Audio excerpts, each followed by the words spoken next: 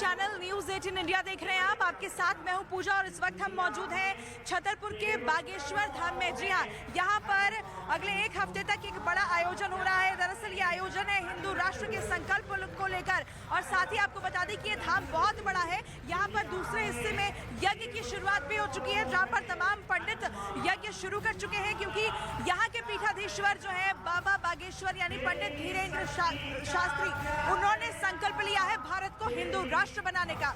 और इसी संकल्प से उन्होंने सभी हिंदुओं से जुड़ने की कल्पना की। और उसके बाद आपको बता दें कि कलश यात्रा निकालकर बाकायदा लोग यहाँ पर आए। और ये जो भीड़ आप देख रहे हैं, दरअसल ये भीड़ जो है वो धीरे धीरे बढ़ती ही चली जा रही है। यहाँ पर देश के अलग अलग हिस्सों से, अलग अलग कोनों से लोग पहुंचे हैं और हमने उनसे बात भी की है। वो यहाँ पर कई दिनों तक रुकने वाले हैं, इस यज्ञ के वो साक्षी बनेंगे।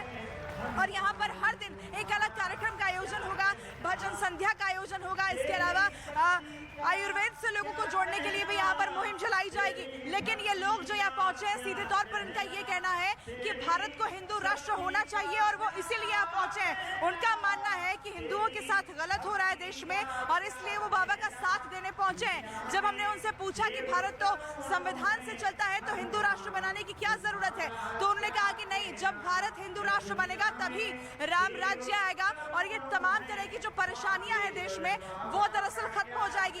साथ ही एक और बड़ी जानकारी आपको दे दी कि आज यहाँ पर पूर्व मुख्यमंत्री कमलनाथ पहुंचे, जिन्होंने बाबा बागेश्वर से मुलाकात की। लेकिन मुलाकात के बाद जब वो बाहर निकले तो उनसे सवाल किया गया कि हिंदू राष्ट्र बनाने का जो संकल्प है, क्या आप उसमें साथ देने आए हैं? तो जवाब उनका जरा अलग था। जवाब उन्होंने दिया कि भारत संविधान का देश है, संविधान से चलता है और इसी से आगे चलता रहेगा।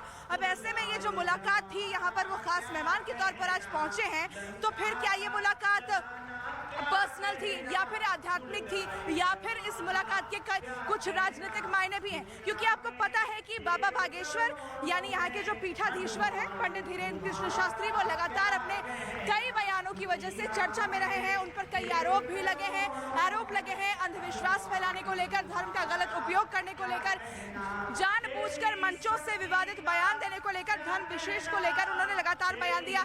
चाहे उनका वो बयान बुलडोजर वाला रहा हो, चाहे उनका बयान ये रहा हो कि जहां जहां धर्मांतरण हो रहा है वहां वहां वो राम कथा करने पहुंच रहे हैं, उन पर कई सवाल उठे। लेकिन ये भक्त जो है वो किसी भी सूरत में उनके साथ खड़े रहने के लिए तैयार हैं। और उनकी अटूट श्रद्धा, अपार विश्वास है बाबा में, क्योंकि वो मानते हैं कि उनकी कुछ ऐसी समस्याएं थी जिसका समाधान उन्हें इस धाम में आकर मिला है। और यही वजह है कि वो बाबा को बहुत ज्यादा मानते हैं और उनके दर्शन के लिए, आप यकीन मानिए, उनको एक बार देखने के लिए घंटों लाइन में खड़े रहते हैं। उन्हें छूने के लिए, उन पर फूल बरसाने के लिए ये भक्त यहाँ पर मौजूद हैं। और इसमें महिलाएं हैं, इसमें बच्चियां हैं, इसमें युवा हैं, इसमें बुजुर्ग हैं, यानी पूरा परिवार। आपको बता दें कि यहाँ पर पिछले कई दिनों से इस धाम में डेरा जमाए हुए हैं और आगे अगले कुछ दिनों तक भी यहाँ पर बने रहने का उनका प्लान है। और आपको बता दें कि महाशिवरात्रि का दिन यहाँ पर विशेष होने वाला है, जिस दिन 121 कन्याओं का विवाह इसी पंडाल में कराया जाएगा, और उसको लेकर भी तैयारियां जो है वो मुकम्मल की जा रही हैं।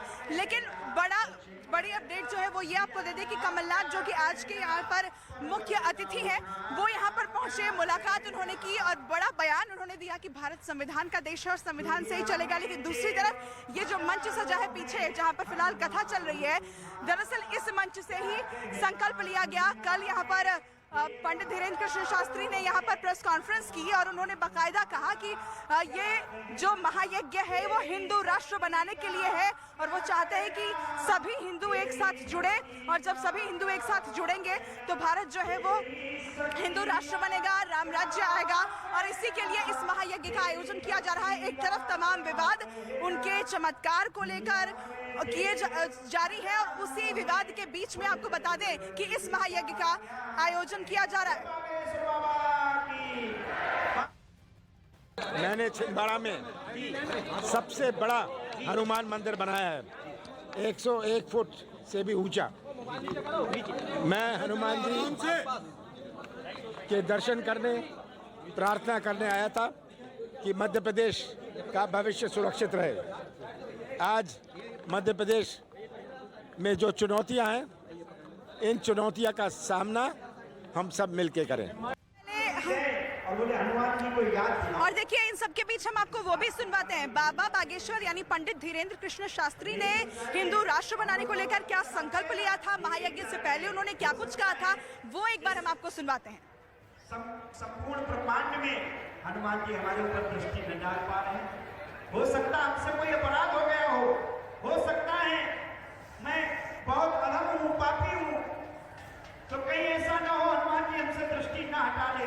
इसलिए हम लोग अर्जी लगाते हैं कि बाबा एक भक्त भारत हिंदू राष्ट्र हो, भारत हिंदू राष्ट्र होगा तो सामाजिक सौहार्दता होगी, एकता होगी, न जातियां होगी पर जातिवाद नहीं होगा।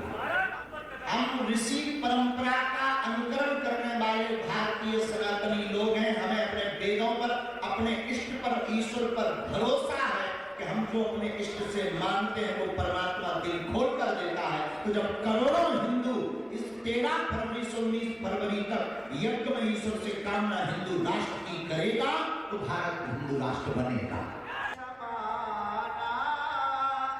बुद्धि विवेक विज्ञान। तो देखिए लगातार तस्वीरें हम आप तक पहुंचा रहे हैं। बागेश्वर धाम में ये नया जो पंडाल है वो तैयार हुआ है। खास तौर पर भक्तों के लिए व्यवस्था यहाँ पर की गई है, उनके खाने पीने की, रहने की व्यवस्था यहाँ पर की गई है। और देश के अलग अलग हिस्सों से यहाँ पर जो श्रद्धालु हैं वो पहुंचे हैं और लगातार नारे लगा रहे हैं भगवान श्री राम के। और बाबा बागेश्वर में इनकी अटूट श्रद्धा है, अपार विश्वास है।